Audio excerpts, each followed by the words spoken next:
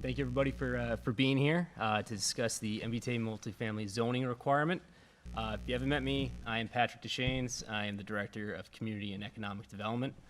So tonight is strictly informational. We're not going to go too in deep in terms of talking about Walpole specifics, but more or less an understanding of the law itself, a brief overview of the importance of zoning, what that is, and we'll go into a little bit of specifics in terms of what our next steps are and what you can expect over the next couple months. So let's go into that. So agenda, as we mentioned, we'll go over zoning a little bit. What is zoning? Why does it matter? The impact zoning has on our communities, specifically zoning related to housing.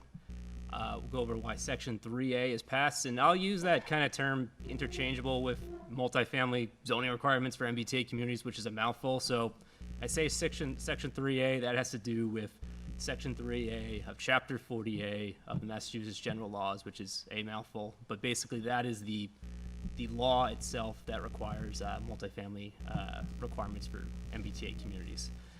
Other than that, so we'll go over an overview of the MBTA communities law, the guidelines, basic requirements, a little bit of an understanding of the benefits of multifamily housing, go over opportunities and limitations, and the requirements for Walpole and our process moving forward.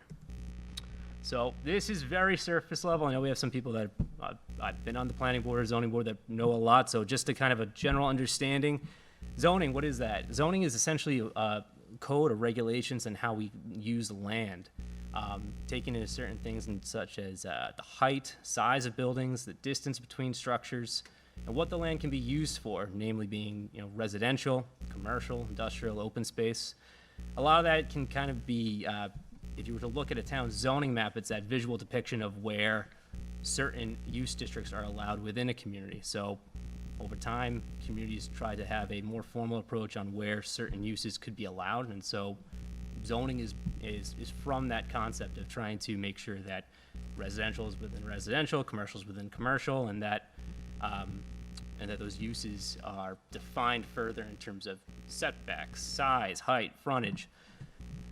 Zoning can also look into such things as parking requirements, affordability restrictions, or even design standards. Now, why does that matter? So zoning codes, they provide guidance for communities on what can be built and where. It's just the basic understanding. But if done correctly, it's really our most powerful tool, or really one of the best tools we have for both meeting our goals for development, how a town constructs housing, how it furthers its economic development, its transportation goals, concerns of climate, diversity. Many Massachusetts communities, though, and this is not just for Walpole, this is more of a broad understanding of zoning. Many Massachusetts communities have stringent and inflexible zoning that has made it illegal or even impossible to build anything other than a single-family home. This is often referred to as exclusionary zoning. So what this zoning does in these communities that have more stringent zoning is it pushes people out who cannot afford to live there in a single-family home, or people that would want diversity in the housing stock, different options for living. People want to live in a condo, people want to live in a multifamily structure. Some communities that have very strict zoning, that they really make that use almost impossible to create. So what is the further impact of restrictive zoning? It creates excessive barriers to building housing, as we talked about, and really when there's only so much housing to go around, prices will naturally skyrocket, which, as everyone understands, the supply does not meet the demand, and that's been a big issue within Massachusetts for a number of years now, as well as, frankly, nationwide. Also, residents that are seeking more affordable housing options are forced to move further away from their jobs. This creates that, causing more time driving to and from work. It's caused a strain, obviously, from just having a longer daily commute, but also housing costs can harm future job growth. So if people start to move further and further out going to work, they may find that it's not worth it to be living in a state that really does not have flexibility and different housing options, and that impacts our local economy, as we tend to can lose jobs that way. So getting back to the MBTA requirement, or the MBTA communities multifamily requirement, or Section 3A. Why was this passed? So, growing a healthy and sustainable regional economy requires providing housing options for a variety of scales and a wide range of price points. And decades of underproducing housing across every municipality within Massachusetts has created a serious housing shortage. I'm sure we've all heard statements from former Governor Charlie Baker and current Governor Maura Healey in terms of where we need to be at for housing production. And that's also, we look at it from a local standpoint, but our state leaders are looking at it from more of a regional lens. And so that's where that concern lies. So, high home prices are pushing out college graduates, young families, older adults, people looking to downsize or on a fixed income are impacted by these higher housing costs. And even people with just moderate incomes, just what would be considered, middle class people, are just having a harder time finding available housing options. And of course, this poses a serious threat to our economy, working families squeezed out, people leaving state. We leave our most important housing policy decisions to our local governments. So Massachusetts is unique in the sense that each community will dictate usually how its zoning is created. Other parts of the country, I know, California, Carolinas, they look at it from a county approach, and so there's a wider array of communities that are all zoned the same. So Massachusetts is unique in that each community really zones. Okay, cool. Really just, it looks at its community individually. So we don't think regionally when we think of our own zoning, we think of our own local concerns. But local resistance in many communities, this is just a general statement, has prevented thousands of new homes from being created. So a comprehensive regional approach was needed, and this is where the state legislature came in to create this law. Which was enacted in 2021 by part of Governor Charlie Baker's Economic Recovery and Reform Bill. Finally, now what is the MBTA Communities Law? As I mentioned, it was passed in 2021 as part of the Economic Development Bill. So the passage of this bill did not only just create Section 3A of the state's zoning laws. It made up further changes within the zoning laws, in particular, dealing with voting thresholds for multifamily or voting thresholds for the creation of ADUs. But Section 3A was its own new section in particular.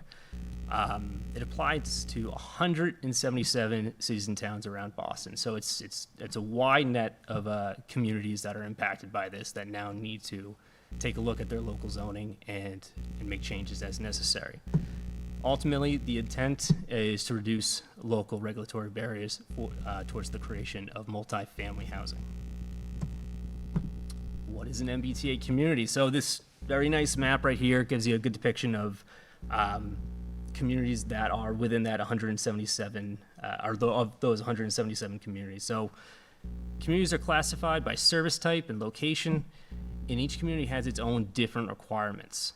Ultimately, though, all MBTA communities are required to comply. So while each community is different, so there's rapid transit, which is subway access, commuter rail, which is what Walpole is designated as, which is pretty makes sense. We have a commuter rail station.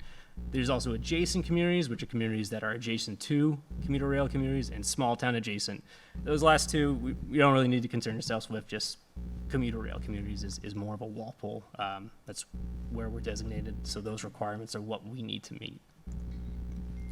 Now, these are the basic requirements. These are essentially a very broad understanding of what every community, all 177, need to factor in, which is legalizing multifamily transit as of right, which basically essentially which means there's not a requirement for a special permit. So we'll go into a little bit later of other requirements that kind of go in place, when that special permit's not needed, but essentially a district that allows multifamily housing by right.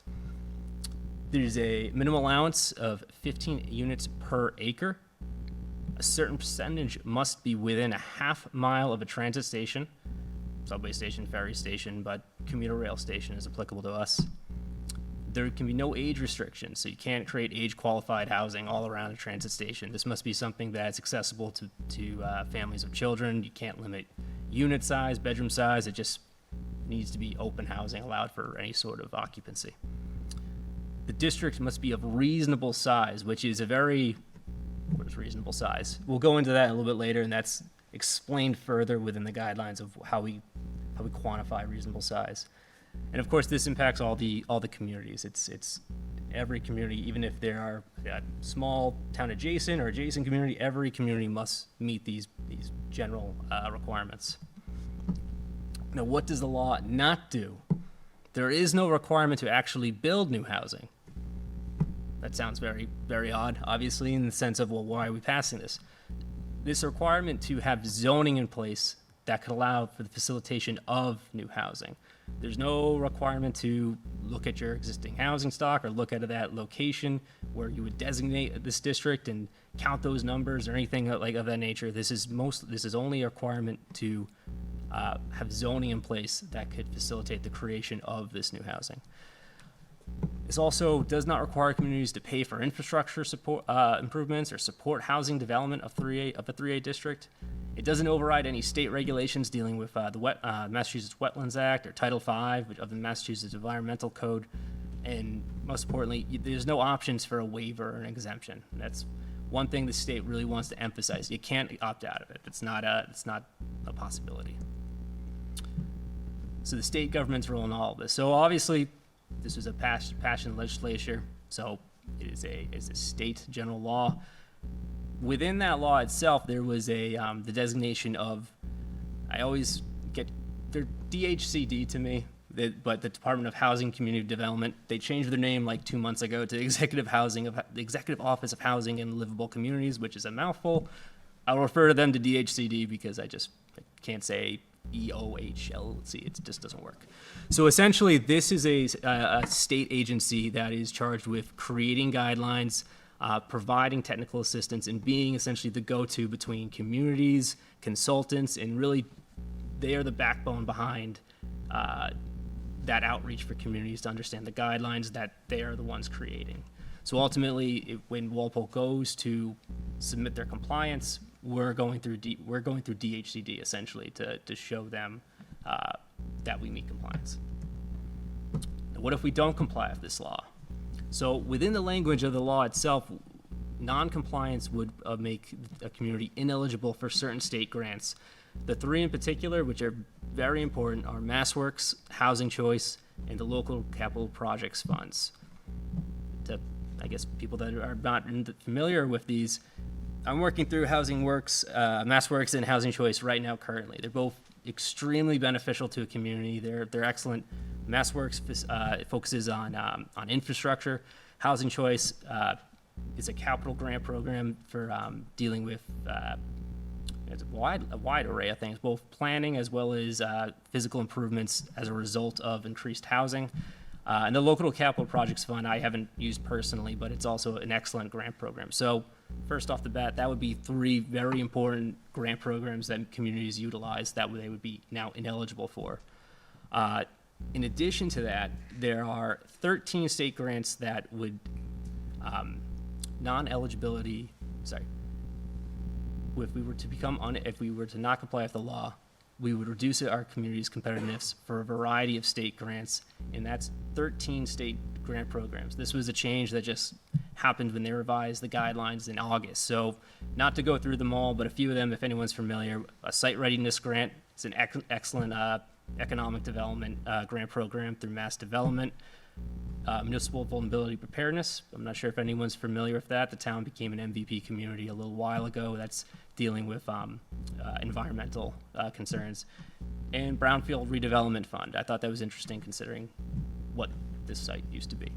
And potential enforcement action under federal, state, and fair housing laws. So what essentially this is back in May, the Massachusetts Attorney General released a statement indicating that beyond these grant programs, communities that are not in compliance with this law could face federal, state, and fair housing action, so to speak. So it's not so much, hey, I can't compete for funding. I could actually find myself in a lawsuit, so to speak. So those are those three main factors that communities need to kind of realize if they do not comply with this law. All right. Now, sip of water. We'll go into an understanding of the compliance guidelines, the basics, opportunities, and limitations of these guidelines. First off, we talked about multifamily housing, and I think people, when they hear that term, they picture those large developments in the downtown. They think of Liberty Station, they think of Union West, which are wonderful developments, but multifamily housing really is multiple forms. It's essentially what is our missing middle housing. Triplexes, townhouses, mixed-use developments. There's a wide, multifamily housing can really take a wide array of forms. So it's a very beneficial tool, especially for creating diversity in the housing stock. All additional benefits of multifamily housing. More housing closer to places that we go every day, such as local shops, jobs, schools, restaurants, parks. You want to have a multifamily housing development in a location that is easily walkable to these certain locations. There's better access to work, services, and other destinations by increasing mobility and the utilization of public transit. So that's a major factor of the law being a half mile from a transit station is we want to really emphasize the use of commuter rail as well as other public transit options. There's also the reduced reliance on single occupancy vehicles. This helps in reducing excessive traffic, carbon emissions, and just wear and tear to our local roadways. If it can prevent short travel and have people live in a community or live in a location where they can walk to their to places of necessity, helps to reduce the need for excess vehicles on the road. So what makes a potential 3A zoning district? This kind of goes back to our basic requirements. Minimum gross density of 15 units of developable land.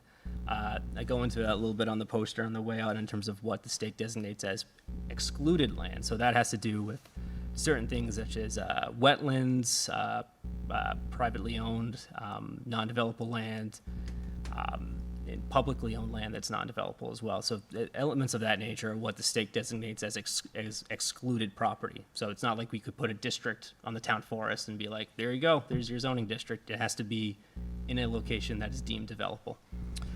Minimum unit capacity. So this is something that varies by municipality.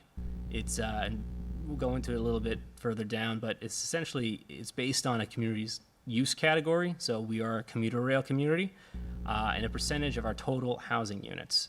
It's essentially is as a commuter rail community, we have to find a location or we need to create a location that could, in theory, build out 15% of our total housing stock, which is, I think a total housing stock is 10,042. So just to think of the numbers there. So the district of reasonable size. So this goes back to when the state said in their law, finding a district of reasonable size. Now, what does that actually mean? Essentially, reasonable size is the lesser of 15 acres or 1.5% of a community's developable land. Very, very simply, we have way more than 1.5% of developable land in Walpole. Our figure that we need to create for a district is 50 acres. That is the lesser of 1.5% of the town's developable land. So a district or districts need to equate to 50 acres. So minimum unit capacity, we discussed that a little bit earlier. In terms of the size of the district, I mentioned too, there's options here in terms of having multiple districts, and this is something that's really community to community based in terms of where this type of housing makes sense. But at least half the district must be contiguous parcels, and no section of a district can be less than 5 acres of contiguous area. Does anyone know what that means, and there are questions about that? So essentially, at least half the district needs to be all connected, essentially. It can't be scattered about, but you can have smaller districts up to 5 acres. So I want to kind of provide this in terms of an understanding of what is 15 units per acre. I always am I'm always concerned when you talk about units per acre and how people's reception of that is, because you could say something like, hey, that development over there equates to 50 units per acre, and people think the worst. But really, you're looking at the amount of units and the size of the parcel. So these are a few properties within Walpole. I believe they're all zoned general residence. They're all examples, I guess, of pre-existing non-conforming homes. So none of these homes really could be built today. They're all on parcels well below what is required for the amount of units that are there. However, they fit into the character of the area. They provide, different housing options. And overall, they look very nice. And so you see an understanding of this first property to the left. You're seeing about 19 units per acre. It's 3 units on a acreage of 0.16, so it's a very small lot. And just to kind of go back through, so we have 15 units per acre there on with 10 units, 17 units per acre with 4 units. So just to give you an understanding of that number, really, it changes based upon really what the lot is. This is another example of just 15 units per acre in Walpole. These developments are frankly within our central business district, so they're much more of a different style of the other homes. Again, it's 12 units. We're seeing 16 units per acre, 6 units, 19 units per acre. Overall, they're not overly dense. They fit into the character of the area, and they're just adequately sized, I think, appropriate for their location. I want to provide these as just an understanding of what does high density look like on smaller lots. So within our downtown itself, if everyone has looked at a zoning map or understood the different parcels within a downtown, they're all relatively small. I mean, you do have some larger pre-existing parcels that are pretty large. But these two developments I like just in the sense of they fit into the character of a downtown location, but they're mixed use. They do have a component of residential as well as commercial, but you see for the building, I believe it's the old Waterworks building. No. All right, 5 units on 0.12 acres. Again, very small lot, 42 dwelling units per acre. That sounds scary from the outside, but really, it's really based upon the location and the size of the parcel. It fits into the character of the area.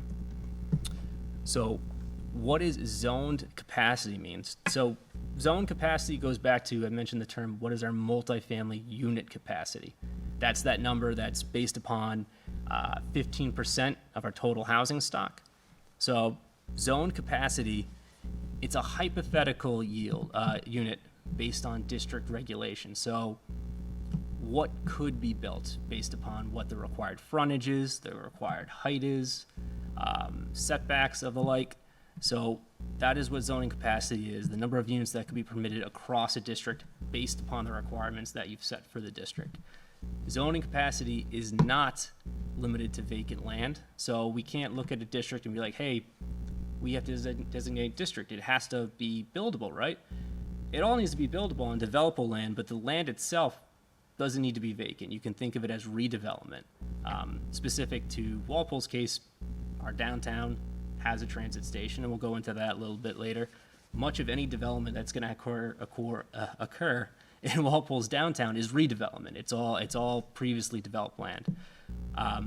Again, I'll emphasize this again. This is not a requirement to construct. It's only a requirement to zone.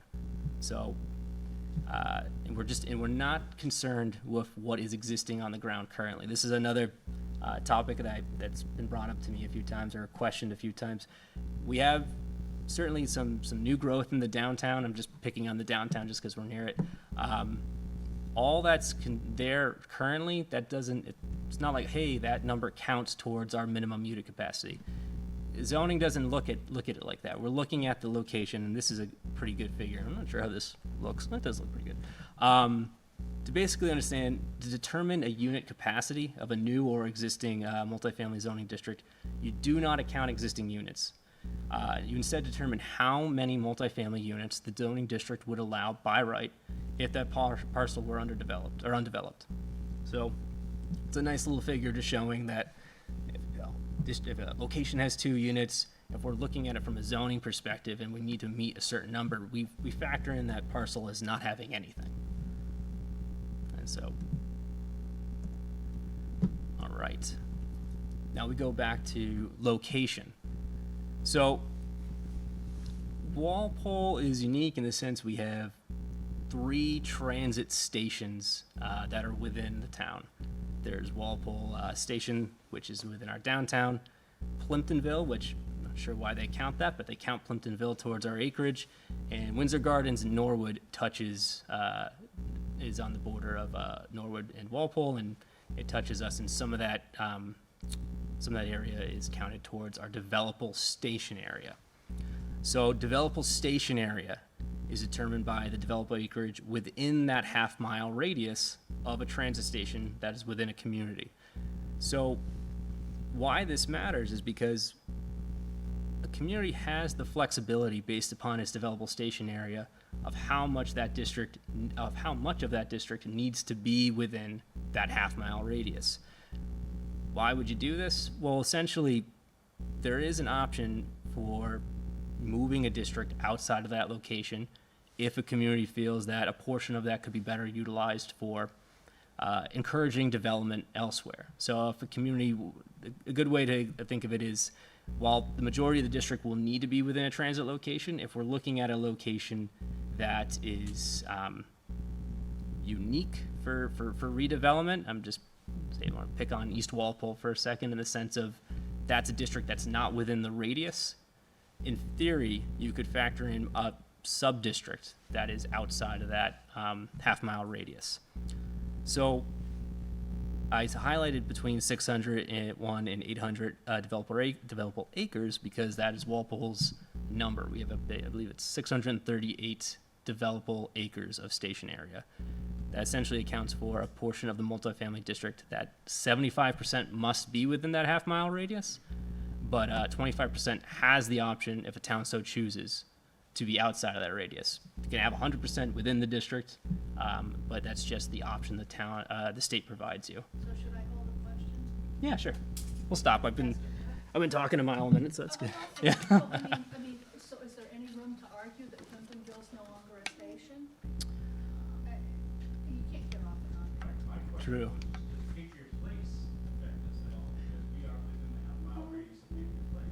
Interestingly enough, Patriots Place does not.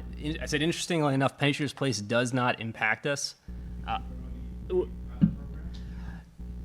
When they enacted it, it was on the pilot program. So when they enacted the law, it was on the pilot program. I know they're making that a full-time transit station now. As far as I've been told from the state, I think it's exempt, or they have not really updated the. I'd have to map it, but that is an option to the Plimptonville station. Yep.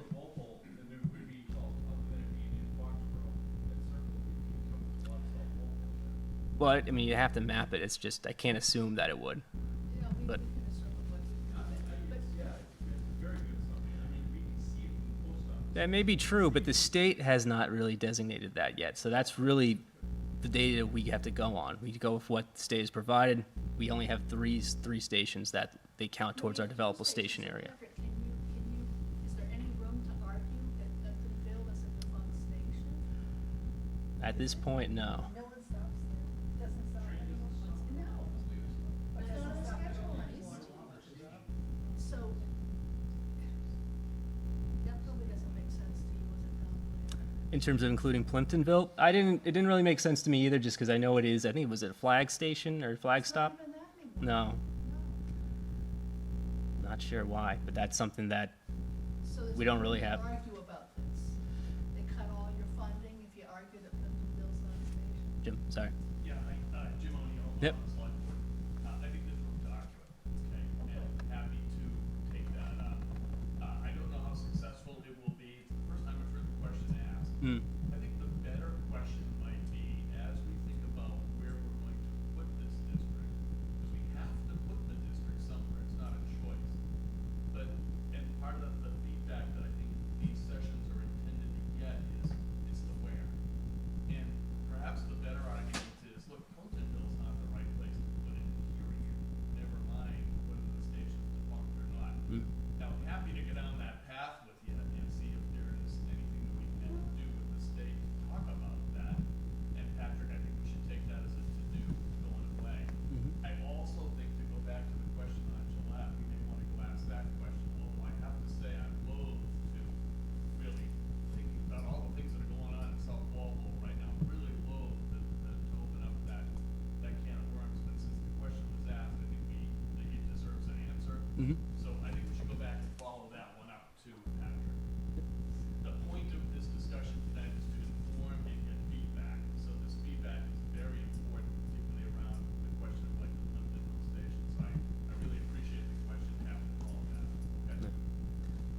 Sir? Yeah, so, isn't the major impact, like, what percentage has to be within one district? So whether or not, let's say they agree, Mhm. Bill is not, might move this down to 50, but Walpole most likely should have a higher percentage in the downtown anyway. Yes. I mean, are we even gonna gain much by arguing that? So, I guess I'd look at it from two points of view. There's information that's a little bit unclear. What's going on in Foxborough? Why are we including Plimptonville? But to Mr. O'Neill's bigger point is, the decision really lies with us. That district does not need to be utilized if we feel that it's not applicable for this type of development. And that's something that is really part of this process and how you plan and think about future land use. And it's, Sarah, to your other point about, well, do we have to have the entire district within a location? This is only the flexibility that it gives to some communities that may want to look outside of a transit station.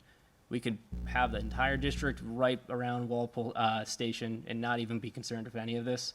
It's really just that flexibility that the state's trying to provide to communities that may want to look a little bit outside the box in terms of where they designate a district. And so just to that. Yep. So that's the kind of feedback that we are trying to get from Yeah. these sessions, so that as we start to get our mind, and there's a committee, I don't know how many committee members are here tonight, but there's a committee that we have formed to go and collect all this information and help frame up a recommendation that says, look, we think this zone should be here, or here and here and here, or wherever it might be, but there's gonna be an actual recommendation, but the input from these sessions is gonna be really, really, really important as we think that through. Absolutely. Yep. The examples you used, Mhm. most of them 1 point something acre zone. There are 2 lots like that at home. Any lots built in the last 40 years are minimum 50,000 square feet. Mhm. Fit the model where part of residents' desirability, what you said earlier, the configuration of duplexes and triplexes is much more acceptable. Yeah. As this kind of housing for the current residents. Mhm. But I don't know how you look at, I mean, people can look at how do we defeat this, or how do we find a nice location and have this work the way people want it to. Yep. So I don't know if that, if you're able to reconfigure those lots or not, because the problem is, the bigger the lot size, the more project type buildings you're gonna wind up with, which is what the residents don't want. Yeah.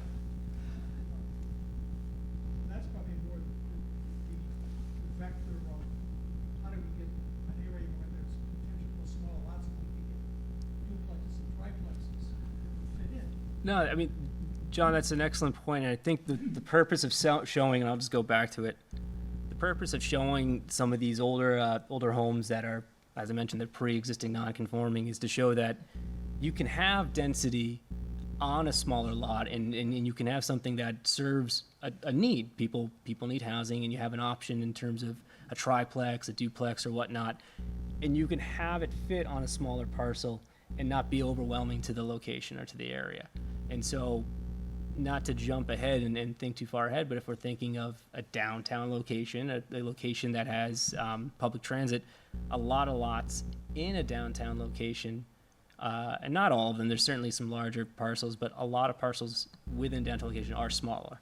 So under our current zoning, development for those parcels is really non-existent. I mean, I won't blanketly say that, but overall, way our zoning goes right now, not to sidetrack on this, we have higher requirements within our zoning for certain uses such as a duplex, a triplex, or just a multifamily development. And so some of these smaller developments that fit into the character of the town, they would never be able to be built under our current zoning, which is kind of the root of why the state enacted this law. So this is an opportunity to find a district that, one, works for the town, and that you can start to see maybe a form of housing that you wouldn't really see there before, because you've created additional relief within that district to see higher density on smaller lots. Yep. It's obvious the government wants to reduce the number of cars. Mhm. They want people to use mass transit, bicycles, bike paths. They want to get more density of population opposed to mass transit because the real objective, that's why it's MBTA 12. It's, long term, they want to reduce, just percent individuals driving individual cars all over the place. Yeah. I mean, if you even look at it, I think I've mentioned too, even if you look at it from just the daily commute standpoint, makes a lot more sense if you can have less people during a rush hour that utilize other forms of transportation than everyone hopping on 95 and sitting there for 2 hours. So that's part of the thought process there. But I'll just, If I can, again, just trying to help people think about this a little Yep. bit. It's not just the transit, it's also about where the economic development is, right? So a downtown area is an area that tends to lend itself, as it has the transit, of course, but it also has other things that people want, who would live there, who would walk to it. And so when you think about, let's go back to our Flintmill example, Mhm. not true there, okay? It's just, it's a very different situation there. So as we're thinking this through and as we're coming up with suggestions and recommendations and input, keep the whole picture in mind around not just the transit, but also about the things around the transit that people want to live near and, be able to take advantage of. That will also help with, our overall economic development here in the town. Thanks, Pat. no, excellent point. Sir? Every town, I believe, has been assigned a certain amount of units they have to develop. To zone for, correct. That's that minimum multifamily unit capacity. What's Walpole's number? 1,506. So, again, it goes back to our discussion of what is zoning theory, not zoning, not so much as a reality. Ed? So, Patrick, the 638 acres, is that all three sites that we're looking at, or is that just the downtown? That's all. So the 600. We're bouncing around a little bit, but essentially we'll get to it on a different slide. Our developable station area came out to 638 acres. That number is factored in by the transit stations, that the half-mile radius around a transit station, and what has been deemed developable area, developable land rather. So you can kind of see on this model right here, there's a circle around our downtown. There's a big blob of green right there. That land is not counted towards our developable station area for a litany of reasons. So that's essentially where that number comes from. So I believe like a half mile it's like around 500 acres. So if you think of it, it's a lot of land's excluded. So the 638 is all three possible? Correct. Well, all three transit locations, yeah. Right, okay. All three, sorry. Mhm. So the thing is, I'm looking at the minimum that we had to use is 50 acres, that's about 31 units per acre that you would have to build out, right? If you had the minimum of 50 acres, Hmm. to hit the 1506 mark, we'd have to have 30 units per acre, right? Okay, about 31. It really just depends on how you want to create Well, that what I'm district. saying Oh is, yeah. Yep. But that's what it would come out to, And- but I'm just giving a for instance downtown. Mhm. Like, say the Russo property where the heavy equipment is on 27. Mhm. You could have that, like we talked earlier, different zones within, a different requirements as far as setbacks and heights and everything. So you could be, more liberal with that site. They have it taller and denser, right? Whereas if you came onto School Street, or Stone Street, something like that, you could have, lesser height restrictions. Yeah. And then, and to get you 15 units, so you balance it out. Yeah, and not to, I guess from a very kind of surface level of what Ed's talking about is, zoning can be very prescriptive in terms of how you create it, especially when we're looking at something that has a lot of different, intangibles. We want to factor in what is the best outcome for the potential development of that location and how it's impacting the surrounding area. So that really essentially means that you can factor in certain changes within height within a district or changes for certain uses. It can be as prescriptive as you want. It can be as simplistic as you want. It really depends on how a community wants to dictate how that area gets developed. And so it's a good point. You could have multiple districts, and we'll go into it a little bit later, but Yep. One other thing, Yeah. my understanding too is it doesn't have to be a circle. You can have like one parcel that goes out, one area that goes out farther from the station. But it doesn't have to be within that circle. Yep. You could we just designate an area on, say, the streets around.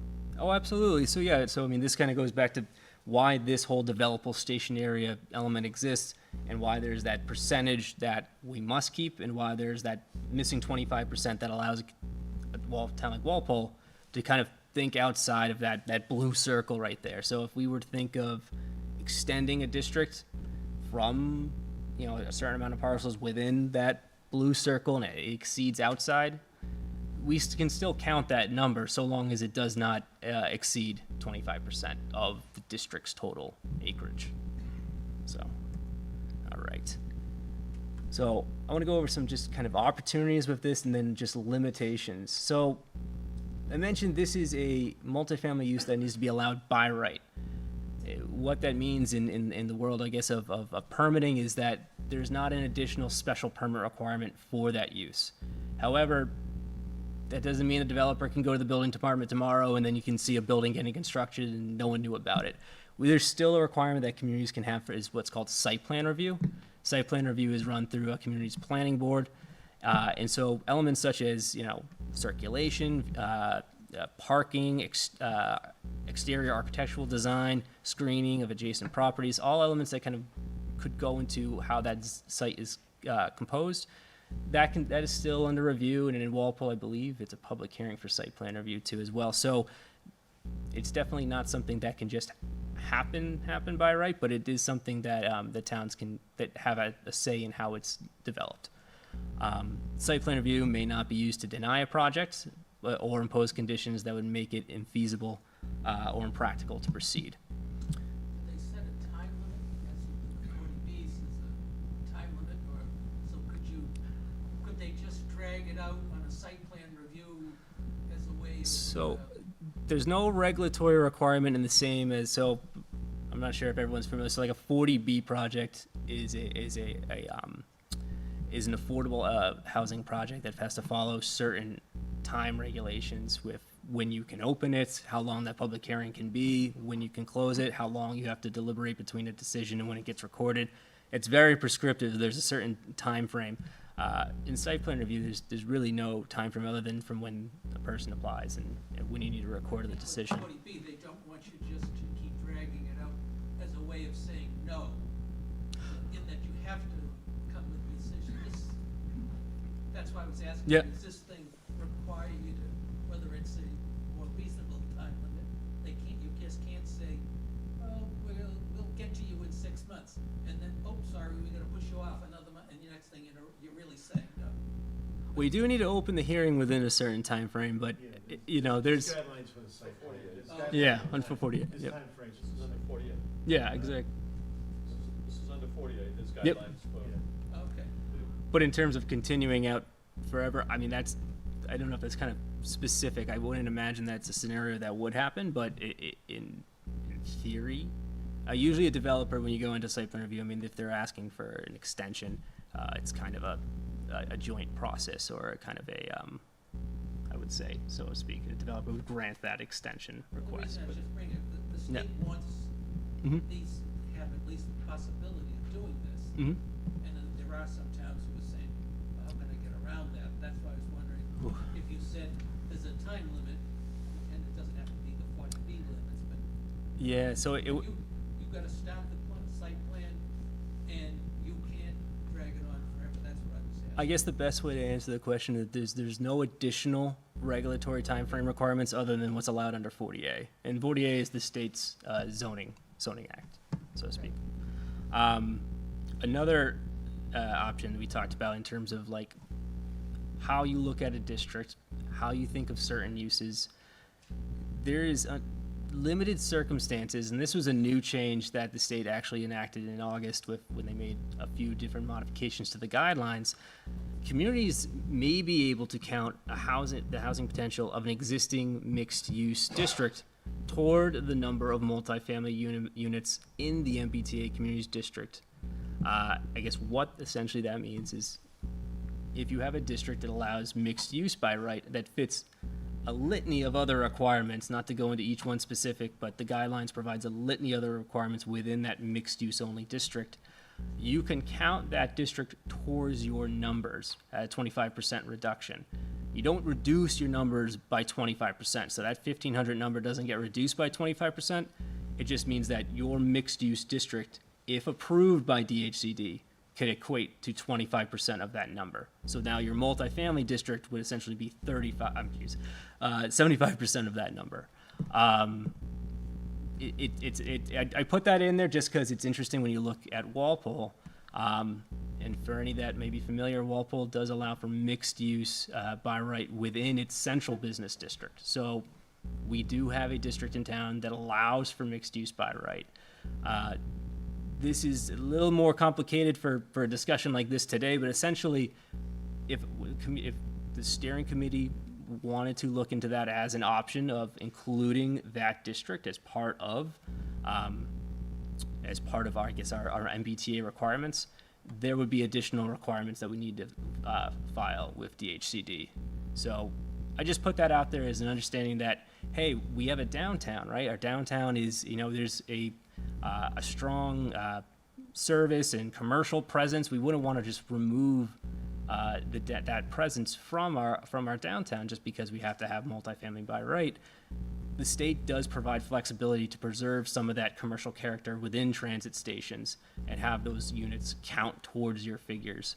But again, there's a bunch of other requirements that go along with that, but I just wanted to present that information to anyone that may be questioning, hey, what's going to happen to all the business we have in a downtown.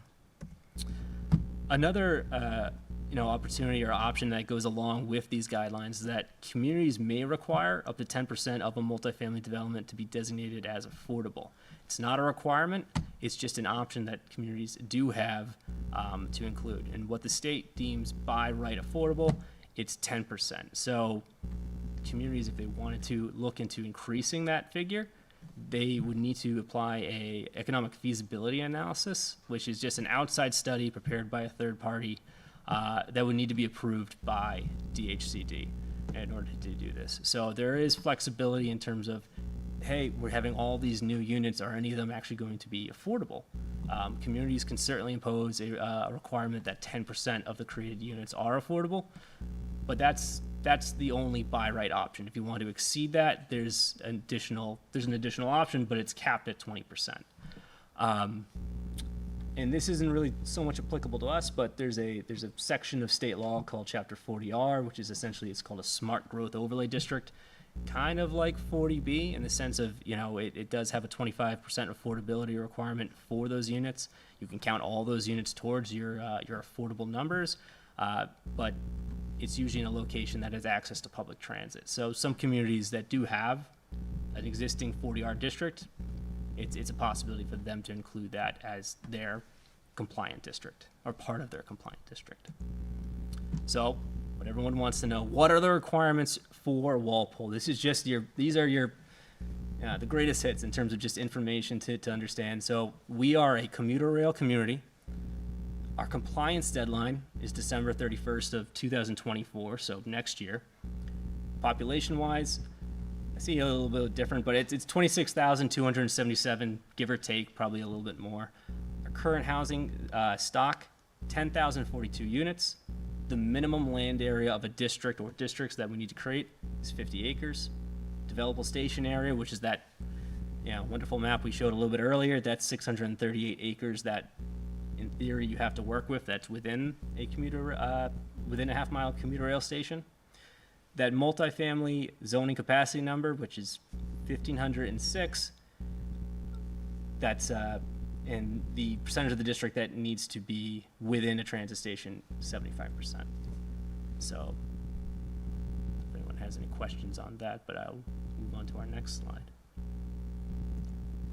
So we've been talking about Walpole Station a lot just because, we mentioned we look at this potential new use of or not new use really, but we look at the use of multifamily, and we look at what has been given to us in terms of what is a compliant transit station, or where a transit station is located.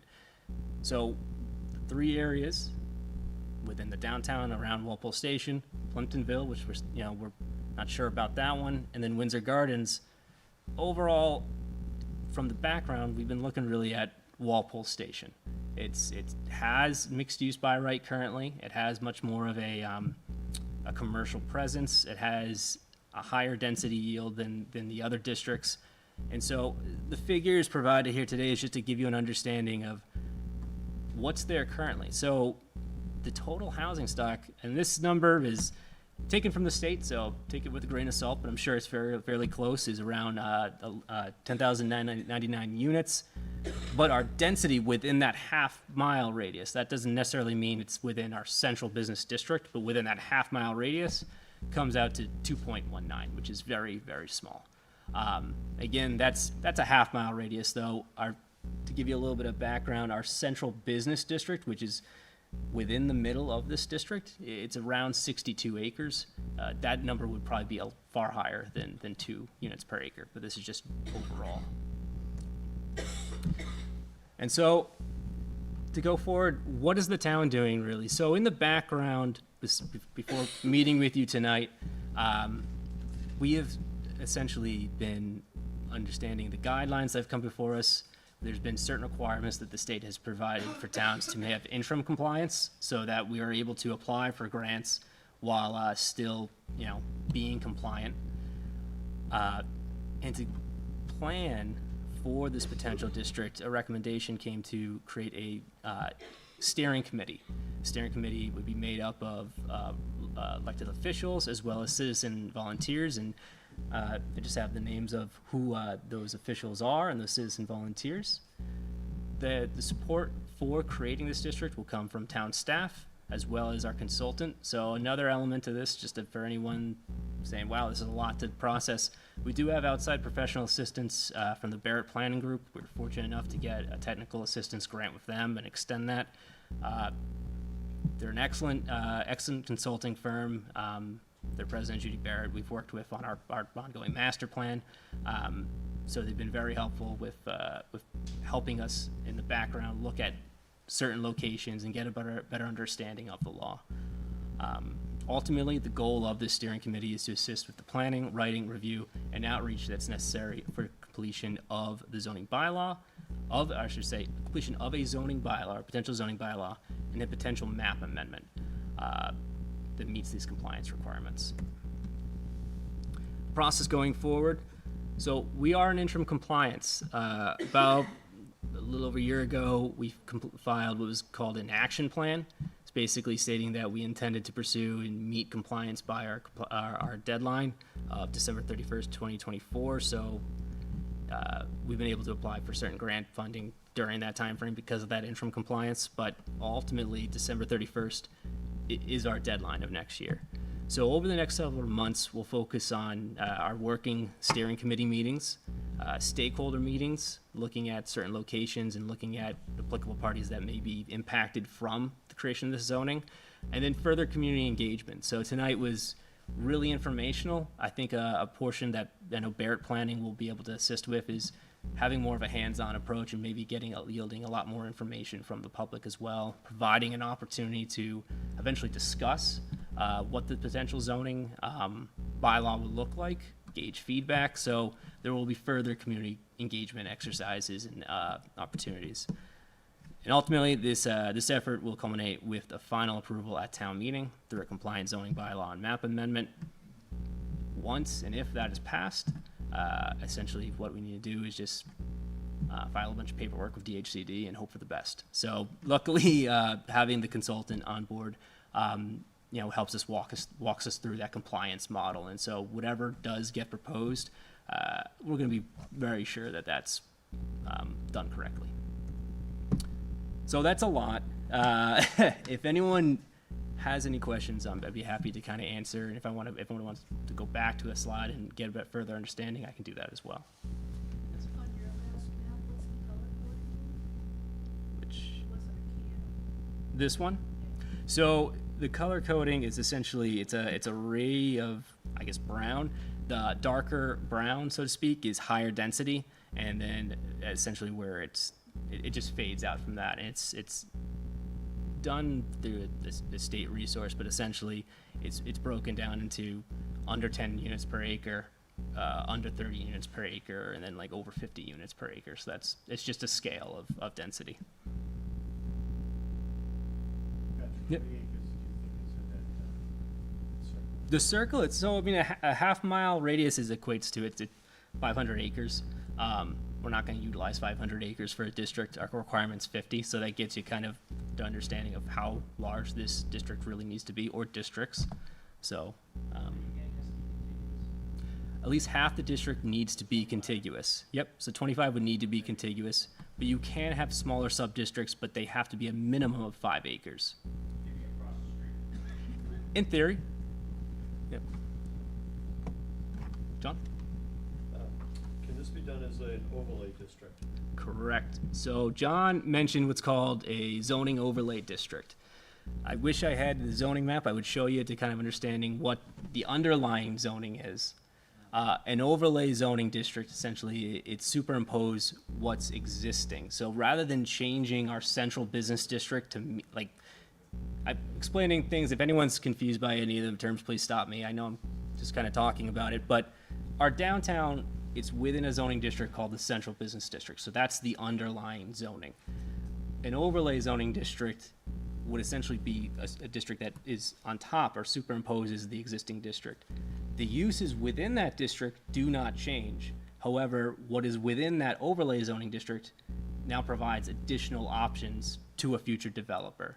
Whenever an overlay district falls off, the underlying district comes back into enforce whatever's missing. So, sorry, John.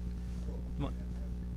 Both of those zoning requirements, both the overlay and the central business district, be developed in that area. Not so when they mean by a compliant district, it can be an overlay district. So the underlying zoning district doesn't actually need to change. What the town could create is an overlay zoning district. Another set of requirements which are overlaid on the original. Correct, and that would be what would be designated as a compliant district. It can be an overlay. It's really an alternative. Well, yeah. Yep. Yes? Patrick, 630 developable acres, like who owns all this acreage? So In the town, it can be developable acres that's privately owned. I think it's like 100 people own it, 1,000 people. Oh, When the time comes to develop, they're gonna sell it, they're gonna hold the top dollar. Well, Push everything out. that would only matter if that would only matter if those parcels are actually within the district. So that's 638 acres. Yeah. That's just what we have to choose from that is within that half mile radius.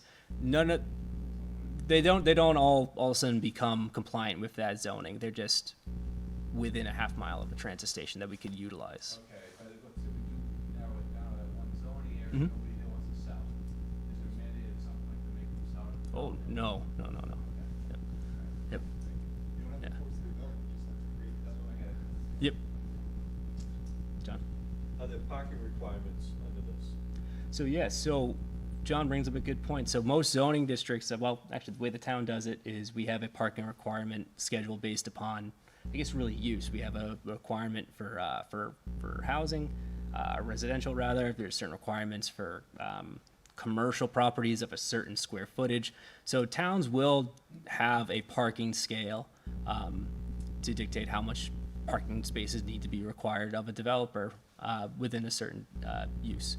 So this district itself can impose its own parking regulation that would superimpose, I guess, what the underlying zoning is. So rather than utilize the existing parking schedule that the town has in its zoning bylaws, you could have an alternative parking schedule that is only applicable towards this district. Or there could be no parking requirement. Yeah, you could make that if you really wanted to. But the number, it's interesting you do bring that up because, and it gets a little complicated, but all these factors such as what the required parking is, what the required height is, do you want to have a percentage that's deemed open space, which is not developable? All that, it goes really into a formula that calculates that build-out number. So the higher of requirements, so if you say, hey, we can only be 1 story, you need to have 2 parking spaces, 3 parking spaces per unit, you need to have this and that, the higher, the more stringent you make it, the less likely that that district is going to meet your build-out number, and then likely you'll need to expand that district further in size. So you can factor that parking in. It just all, it's an interesting how it all kind of comes together. Yes? Is there a plan for multifamily where the Santander is, and also across from Cumberland on 1A, is the steel building going up there?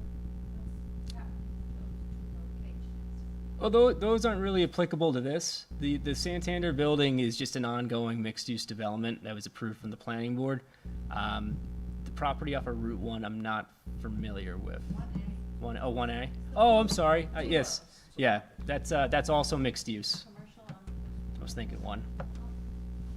Yeah, so those are 2 exist. something like that be factored into this number? So what's existing within the district, those numbers don't get factored in. So the zoning looks at what in theory could be built. So even if a property is fully developed, there's no intent of tearing that building at any time, what you need to show is that the capacity looks at that district, if everything was gone and it was to start over new, what the potential build out could be.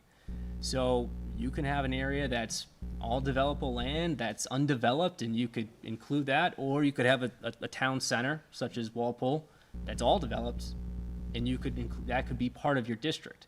The reality is some of that's probably never going to be redeveloped, or at least not anytime soon. The state's not really concerned with, it's not with the housing production. So that's a big term I'll mention again. There is no mandate to actually construct. The state's not going to come down in 5 years, be like, hey, I need 500 units, what's going on? This is just a zoning requirement, to have zoning that could comply with a theoretical number. Yes?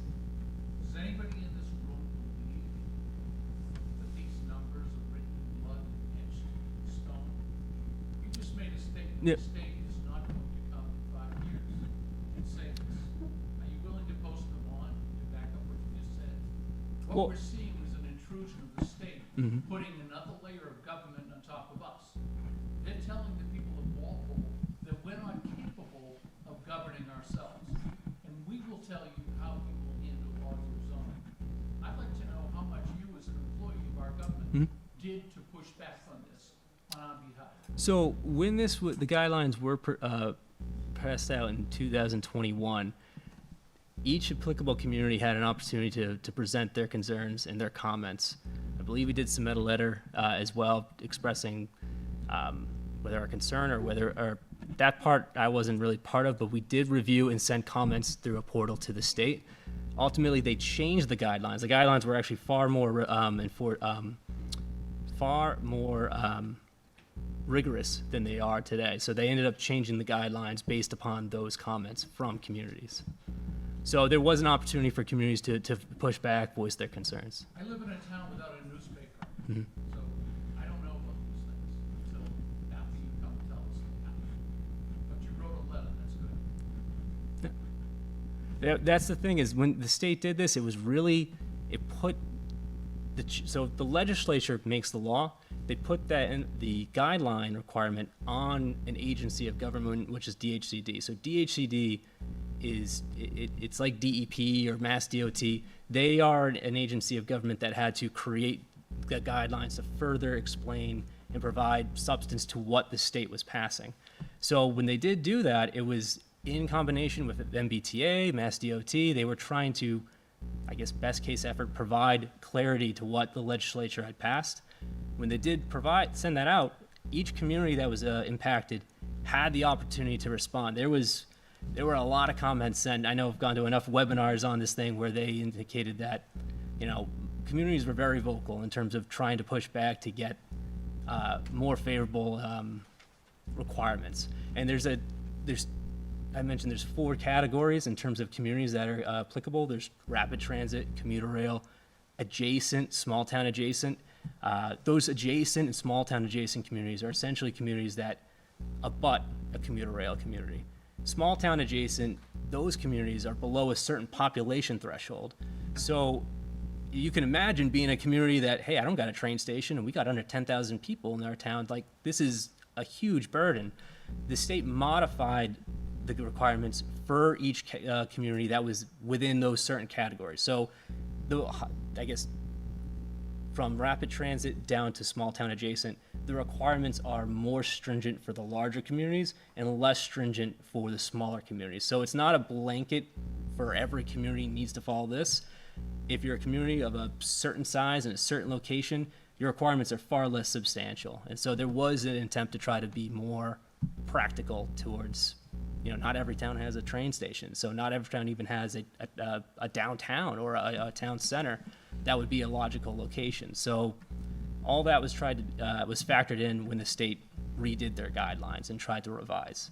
They've revised it 3 times now, so when they first produced it. So each time has been based upon community feedback. Yes? I'm just somewhat confused on some of it. You talk that existing things don't get counted, but then it sounds like, well, we can count the thing as something that we don't think will ever be redeveloped. So what that means is, so we're looking at how units. So there are existing units within a defined location. So I keep on picking on the downtown, so that's just my example. So if we were to create an overlay district that factored in a certain, like 50 acres within a dead town center, what's existing there for units would not all of a sudden reduce our minimum build out number. We still have to have zoning that would factor in what the minimum build out number is. In terms of counting parcels themselves, there's no requirement to, hey, it needs to be on, vacant developable land that we know is going to get built. It can be on land that could factor in what redevelopment could be there. So you can have a parcel that already is built out, that has been deemed developable land, be within your district. And I guess I don't want to speak in definites, but I'm just saying, if something has been a new development recently, I wouldn't imagine that they're going to look at a change and be like, I'm going to tear my building down. Of course, I can't speak like definite on something like that, but by and large, you can include parcels within a town center that are already developed. And the reality is you may see some developers or some future landowners take advantage of the bylaw, and then you may see some that, well, we already are developed property. We have no intention to utilize this. So that's, I guess, what I'm referring to. Is that clear, or is that a little? I still No. see the cloud. No. So if you take a look at the drawing, what you see is that the existing thing is 2 units. Right. They can't be counted. But the land that those 2 units sit on have the potential of being 4 units. You count 4 So units. Yeah. That's confusing. That's why we have the nice pictures. Yes. Yeah. Yes. Thanks, Patrick, I appreciate the forum. Yeah, of course. A couple of questions. One, the committee that was mentioned. Mhm. When was it formed and how was it formed? The 7 people that were on there. And the second question is, when you mentioned that by the end of the year 2024, Mhm. we had to come to some sort of decision, say, voted on by town meeting, would that be the fall town meeting 2024, or would it be the fall? So, in terms of a time frame, we have what is essentially 2 town meeting options. We have the spring of 24, or we have the fall of 24. We wouldn't have the spring of 25, that would be past the deadline. So we do have 2 different, I guess, voting potentials. What was your first part of the question? I apologize. The committee that was formed. So the committee that was formed, not to pick on our selectmen here, but it was a committee that falls under the jurisdiction of the Board of the Select Board, rather. And so in terms of the composition, in terms of the quantity, that was factored in within a Select Board meeting, I believe, Yeah. month ago, 2 months ago? The way it actually played Yeah. out was the planning board suggested that we put together a steering committee. Yes. That would be set up by the select board, but with planning board participation and all that. And we did the usual things we do when we set up a committee. We advertised it, we accepted applications,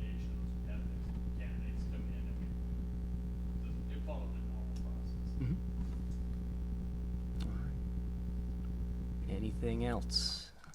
So, we, Hmm. designate the, acreage or the area that we're going to, designate as a overlay district. You can have sub-areas within it, separate areas, but, different restrictions on it. So, you know, the parcels that would be closer to the single-family homes, you might have a less, a lower height allowance and greater setbacks. Yeah. Just to keep maybe at the 15 per acre, 15 units per acre. And then other areas, have maybe a, 5 or 6 story building, one of the end units, what did you call that in the picture you had? Oh, Went all the way over to the right, the, nice units. Yeah, yeah. So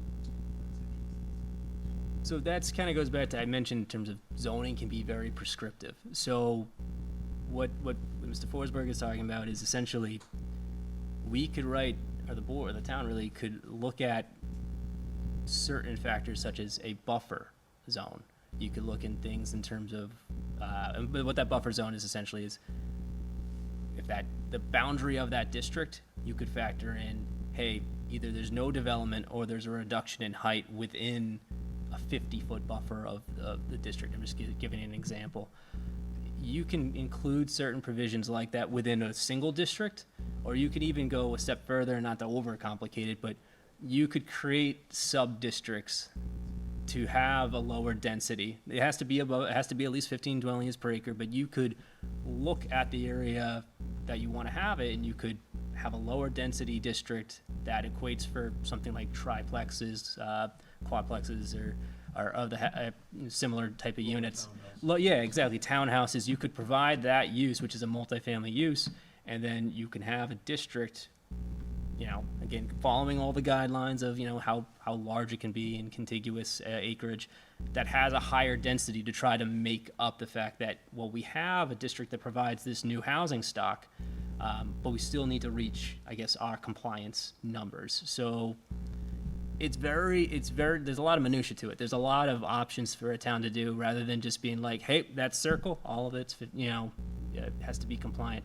You can really be thoughtful. A thoughtful approach is really the best approach in terms of what works for the town and what works for the residents of the town. So, yeah, basically you can factor in lower density within sub-districts. You can factor in a buffer requirement. You can factor in a reduction in height for certain locations within that district based upon the use. Even you can even go that far. That's something called form-based code, which it's very complicated, but at the same time, there is what's called form-based code where you can even prescribe how a certain use or certain development needs to look. And that's like, hey, townhouses can be no more than 3 stories. They can be, have to have 10% open space. All of that is an option, essentially. That's a lot. John? Some of it to keep the spirit of protecting this program. To keep those restrictions vital so that the end product is actually a middle market type of housing that provides the housing that people don't have it to go and try to serve. That's Over-regulating is gonna give you $1 million townhouses that doesn't fit any of the needs of the program. no. So, the gentleman here, I think the way to look at it is an opportunity, not as a way to, like you did at the last town Yep. meeting, which I have to compliment you for being successful. It's hard to change zoning, Yes. and people don't want to face it. It's not reflecting any individuals, but over the years, we've developed a very snobby zoning type of thing. It's difficult to deal with, it makes housing expensive. Mhm. Doesn't make affordable housing. And this is a possible opportunity for us to bridge some of that and get some of that other product that the program is really focusing on. And I just like to say, what I keep trying to do at the meetings. Yep. These advanced planners, 10, 15 years ago, they're talking about 15 minutes community. People aren't using cars, they're riding bicycles and taking the Gotcha, yeah. cars around, and they take them to the train, and there's no cars, they convert the parking garages to apartments. You can live and work within a radius, and I can tell to me, that's where they're going with it. They'll come back on this and look us and build a bicycle paths, projects and the train station. So there's two things, and I really want to emphasize what you said, John. Opportunity. This isn't obviously while it is a requirement, it's up to us. It's up to the town how they want to utilize it, and utilize it in a way that's to our strength or to our benefit, which is finding that middle ground of housing. Finding that diversity in the housing stock, providing resources to people that want to live in Walpole but just can't. And so that's really, I think, the best way to look at it, not so much as a detriment, but something that we could shape and configure to suits our needs and really, is a benefit and something to be proud of. The other thing you mentioned in terms of the 15-minute community, yeah, that is something that I think it's in theory. Everyone loves the idea of I can live, I can work, I can, go to a restaurant or whatever. That's all nearby. In theory, yeah, that's something I think we'd as a planner that you would love to try to create. It's not always realistic within a suburb, but I think as it relates to this, you do want to try to create something within a transit center that is vibrant, something that is brings people in, both residents, new residents, existing residents that can hopefully there's a spin-off benefit in terms of new businesses. And that's at least the goal or the opportunity that's there with something like this, is to try to create vibrancy within an area as well. So, all right. Yeah. I just wanted to Yep. respond to John a little bit that, I'm looking to try to protect the funds. Most of the lots around the center of town are small lots and small houses. And if, you have a 5-story, height limit, put it right on the property line, you're gonna encounter that, you're gonna overheat the house. I just, that's my number one priority, try to protect the existing butters. That's why I'm thinking of the setbacks. That's sort of like, you have to realize, whoever's doing that has to make build homes that are desirable and acceptable to people who are gonna buy them and live in them. And they have to respect the relation with the abutter as well. And I think what you do is, you can't over-prescribe, because the people on the committee are really not in the domain of the buyer or the builder. They're in their own domain, protection is good to a point, but you can get carried away with it and happen in cases.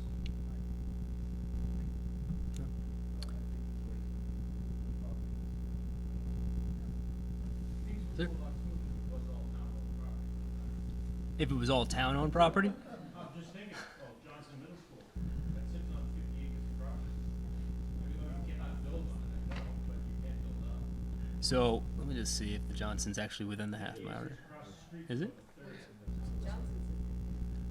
Compost pile is, So it is within it, I guess, if we're thinking outside. at least 80 acres there, Roberts Road area, at least. I would say though, I can't see the parcel exactly where I'm looking at. Oh, the bigger one. You know that other one in here, with just the demo? Oh yeah. Yep. Good. Thank you. There we go. See where it says Robbins Road? Yep. Right on Robbins Road. Yeah, certainly a portion. Hey, That's why I said across the street where the compost pile is, the compost station is 20 acres there. so That's kinda close to the wetlands too. I was gonna say, so I like the thought. I like the thinking outside the box. The only thing that comes into this is you have to all look at where it's located, and then, but also if the state deems it developable, and where, and as Mr. Forsberg mentioned, that's true. But if the state says it's wetlands, I can't count that as developable area, or the town can't count that as developable area. But it's a possibility. I like where you're thinking. You're using the Johnson Middle School, like I said, if you build up, there's 50 acres there, how many units per, understand, it's just a lot. But there's that thought process that's very beneficial, and I think that kind of goes back to, while this is an information session, I think the feedback like that is more, I think it'd be very helpful and constructive when we have more of a information gathering session, an outreach session. That's why I brought up Yep. the place, because I didn't want anything forced down South Walpole's throat anymore. Mhm. And I was wondering if that acreage there in South Walpole could possibly do anything with this, because that acreage there in South Walpole, that 40 feet, that's over 50 acres right there, and that's within that half mile. That's why I brought that up. That's actually, that's a very good point. I think that, yeah, we can talk to. All precinct 5. Well, we can reach out. I mean, the thing is, when they did create this, and I haven't been informed of any changes, the images and the figures that you see, those are all current in terms of I downloaded those from MassGIS, and not to get into. True, but in terms of the Foxborough station counting. Oh yeah, I'm just saying when they created the. No, it's a good point. All I'm saying is when they did enact this, it was still it was still in the pilot program. It wasn't considered a full-time station, and until recently, which is earlier this week when I downloaded some of these layers, they didn't include that station yet. So the state hasn't made the change to include it. It's true. Yeah, that's very true. I don't think your train stopped there in 80 years. They don't get $4 a day. Oh, jeez. So I Yep. thought I heard you say earlier, public land is not required, public home land. So publicly owned land, it depends if it's deemed developable, and there's a lot of criteria that kind of go into that. And I apologize, the actual language I'm not totally familiar with, but there's some publicly owned land is considered developable. It's the state designates certain things such as like easements, obviously wetlands, as non-developable public land. But certainly some land that is developable could be counted as, or some public land, yep. All right. Is there any other questions? All right. Oh, thank you. If anyone wants to get a hold of me, feel free to shoot me an email. We do have a website on our on the town website, or a page on the website that we update with ongoing changes, information from our consultants. So feel free to check it out. Thank you. My name is Dino.